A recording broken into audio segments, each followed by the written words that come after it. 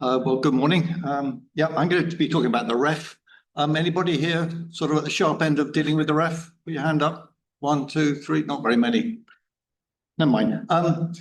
So this is how are you going to demonstrate? If you're doing the ref, you need to show real world impact, because really what's the ref all about? It's about fighting for research funding. The bottom line is you're all in a competition to win a share of an ever smaller cake. And this is a problem not just in the UK, it's a problem all over the world. As basically public funding is being cut, everyone's got to fight harder to win their share of the cake. And so how are you going to win enough money to keep your research going? Looking at it from the other end, what do governments want? Well, they want a return on their investment. Now, last December, I was across the road. I'm not quite sure where the road is over there. I was across the road. I went to the UK conference, and I listened to what the UK government had to say about research funding. And the science minister was there and various senior civil servants. And the message to the universities was very clear. The government wants a stronger economy. They want startups. They want innovation. They want better health. They want better defense being vogue now, and they want societal value. That's what they want from their research pounds in the case of the UK government. So they want to see impact in the real world. Now, what's the main output from a university? Well, it's journal articles. That's really what comes out. Piles and piles of journal articles. So is journal article the ROI that the government's looking for? I don't think government's really going to be terribly impressed, even if you are published in Science or Nature. They actually don't care where you're published. This is what the funders and the governments want to see. They want to see impact in healthcare, in industry, among the non-profits, that's all the think tanks and the NGOs, otherwise known as the third sector. And of course, they want to see impact in government at all levels. So that includes cities, local government, as well as at national levels.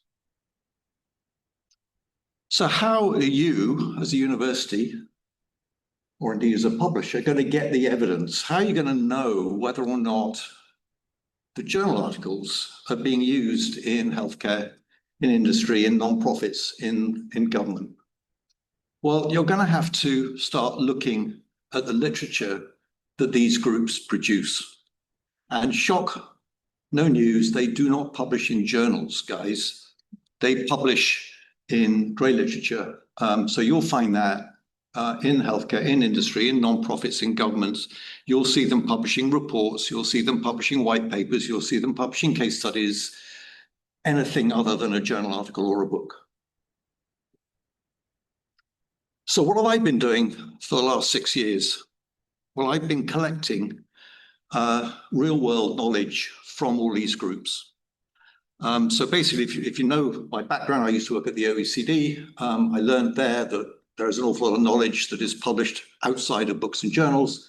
And I also knew there was a problem with this knowledge because it's really hard to find, it's really hard to tame, it's really hard to get into discovery systems. So I thought I'd do something about it. I left the OECD, helped to co-found Coherent Digital, and we launched Policy Commons and more recently Applied Science Commons to basically be aggregating grey literature coming from all of these groups, from healthcare, from industry, from non-profits, and from governments. We've now got more than 40 million items from 33,000 organizations from around the world. There is a tremendous amount of content out there, and we're now even bringing in podcasts and blogs. And because we've got this enormous data lake now, we can mine it for references to journal articles. So we can now begin to see where journals are appearing in this lake of grey literature. And using that, we can now begin to produce charts like this. we can produce data sets like this. And these just gives you some flavor of the organizations we're covering. So it's not just Global North content. We can also identify content that's being cited in the Global South. So, for example, if you're Dr. Robert Pito and you work at Oxford, we know that your work has been cited in 74 governments, 49 NGOs, non-profits, cities, and so on. We're wrapping all this up into a brand new service that we're going to call Coherent Impact. It launches in April. If you'd like to learn more, click the QR code or catch me at the conference. Thank you very much.